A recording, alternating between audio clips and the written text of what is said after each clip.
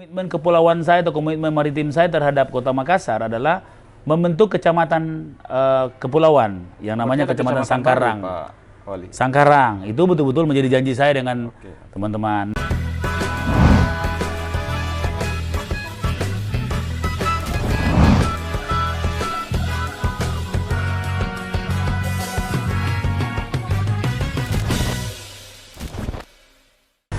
Assalamualaikum warahmatullahi wabarakatuh. Kita ketemu kembali di podcast Aspek Sindo. Aspek Sindo menyapa bersama membangun maritim Indonesia. Sahabat Aspek Sindo, pada sesi ini kita berkunjung di rumah narasumber kita yang tentu saya kira semua orang tahu ya.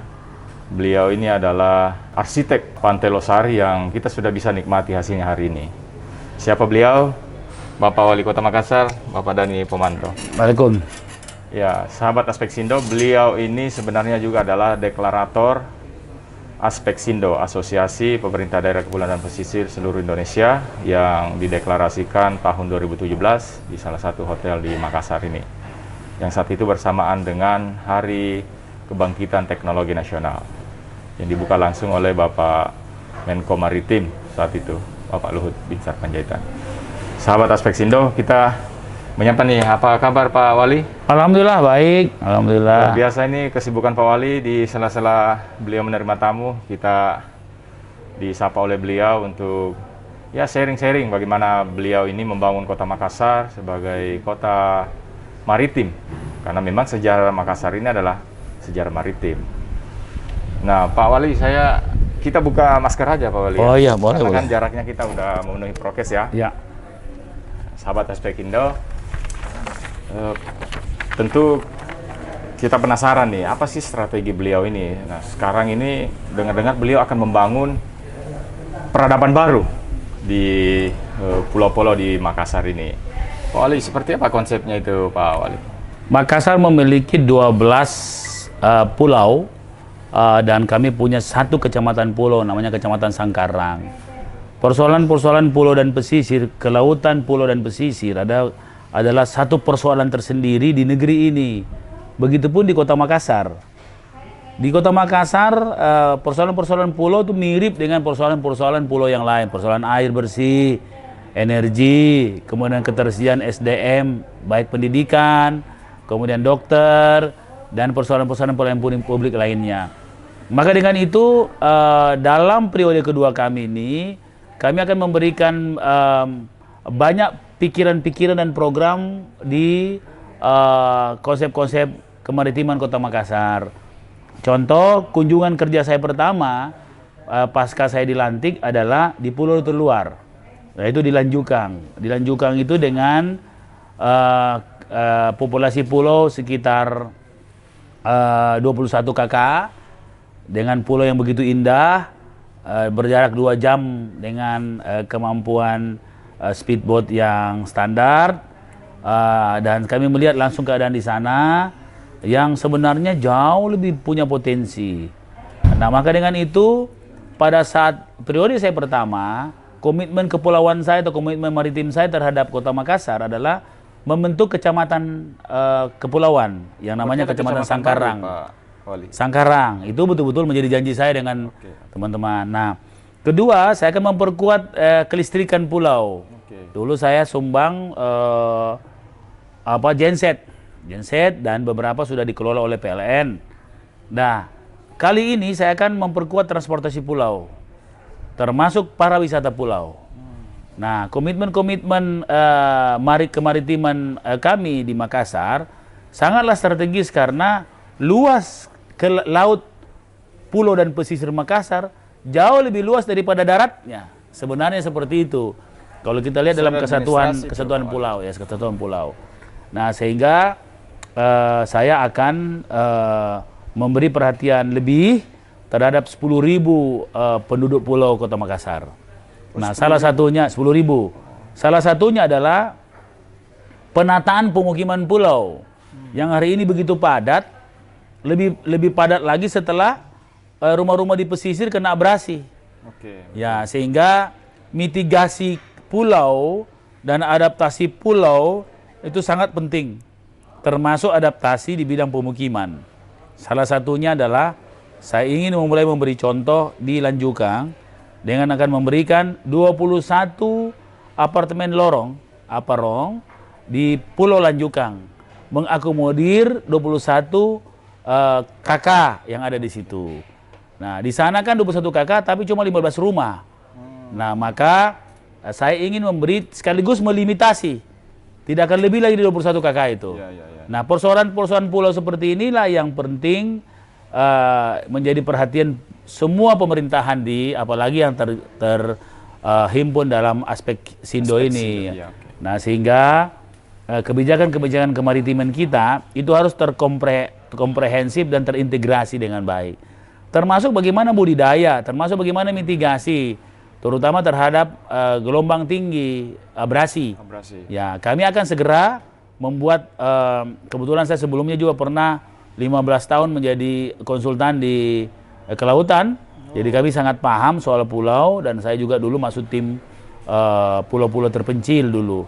Nah, sehingga kami akan, periode kedua kami ini akan kami banyak memberi contoh-contoh, baik bagaimana mitigasi pulau, bagaimana adaptasi pulau, terutama dalam pemukimannya. Kira-kira itu model apartemen lorongnya itu maksudnya kayak apa tuh? Jadi apartemen lorong ini adalah model sebuah rumah yang cepat rakit, ya, hanya dalam 2 minggu dia cepat rakit, dan bisa dibawa, dipisah-pisah dulu, dibawa di perahu. Karena kalau kita membangun, kita khawatir nanti mereka pakai pasir laut. Nah, kalau pasir laut itu akan akhirnya memicu abrasi, karena kita sendiri yang menggunakan pasir laut itu jadi bahan bangunan. Oh, berarti ini modelnya portable begitu, Pak Wali? Portable, dan kita akan adaptasikan dengan kondisi pulau nanti. Misalnya tadinya tidak pakai panggung, kita bisa kasihkan pakai panggung. Dan adaptasi pemukiman seperti ini, kami akan apartemen lorong itu dia bagi 2. Jadi di depan dia pemukiman, di belakang dia guest house. Sehingga orang akan datang, masyarakat bisa dapat sewa di situ. Saya kira menarik itu. Ya, jadi ekonomi juga motivasinya. Bisa memunculkan ekonomi baru ya. Iya. Sama mungkin perbaikan fasilitas. Iya, betul. Nah, kalau misalnya ke pulau tersebut itu, nah, saya siapkan transportasi pulau nanti. Saya lagi pengadaan beberapa bot kecepatan tinggi dengan kapasitas besar. Iya. Berarti itu dikelola oleh swasta atau memang langsung dinas? Pertama dinas dan kecamatan, kemudian mengundang swasta, silakan. Jadi kita dulu. Ya. Sahabat Aspek Sindo, ya, ini saya kira ini konsep baru ini bisa dicontoh oleh daerah-daerah lain yang memang memiliki gugusan-gugusan pulau. Nah, di Makassar ini Pak Wali punya konsep baru, apartemen lorong. Jadi dari sisi namanya aja, itu artinya menaikkan derajat kemanusiaan yang selama ini kalau kita bicara tentang pesisir, bicara tentang kepulauan, ya tentu kan yang selalu terbelakang dari sisi pendidikan, dari sisi kesehatan itu saudara-saudara kita di kepulauan. Sahabat Aspek Sindo, closing statement nih Pak Wali, ya. Karena Pak Wali ini kan banyak menerima tamu nih yang tentu ya padatnya beliau ini menunjukkan bahwa beliau ini memang sangat diterima oleh masyarakat Makassar. Siap. Jadi saya kira aspek Sindo ini adalah sebuah organisasi menghimpun pemerintah daerah yang memiliki pesisir dan pulau dan maritim. Saya kira ini adalah sebuah perkumpulan yang sangat strategis, karena memang belum banyak pikiran-pikiran tuntas, pikiran-pikiran yang bisa memberikan solusi bagi persoalan-persoalan pesisir, persoalan-persoalan pulau, dan persoalan-persoalan kelautan. Kenapa? Karena kita tahu bahwa persoalan hari ini dengan climate change, dengan perubahan iklim yang begitu drastis, kemudian mengakibatkan sea level rise, naiknya permukaan air laut, memberi dampak yang luar biasa, namanya brown effect, kepada seluruh pesisir, termasuk pesisir pulau. Baik itu abrasi, baik itu persoalan-persoalan hilangnya mangrove, kemudian aneksasi perkotaan, nah menyebabkan banyak masalah-masalah lingkungan, masalah-masalah sanitasi di pesisir yang tidak tidak bisa mengalir lagi gara-gara air laut naik. Banjir tidak hanya datang dari atas atau dari hujan, tapi datang dari laut dengan rob. Nah, ini semualah yang menjadi bahagian yang harus mempersatukan kita semua untuk mencari solusi. Ya, termasuk Makassar menjadi kota maritim yang dengan budaya maritim yang begitu panjang, ya, menyebabkan kita harus sekali lagi kita harus bersatu betul-betul dan memanfaatkan aspek Sindo ini menjadi forum kita bersama untuk menjadi forum maritim kota-kota maupun kabupaten di Indonesia. Dan bukan hanya sekadar organisasi, tempat kumpul-kumpul, bukan, tapi justru tempat mencari solusi. Nah, sehingga salam hormat saya bagi seluruh anggota Aspesindo, mulai dari Pak Ketua dan seluruh pengurus.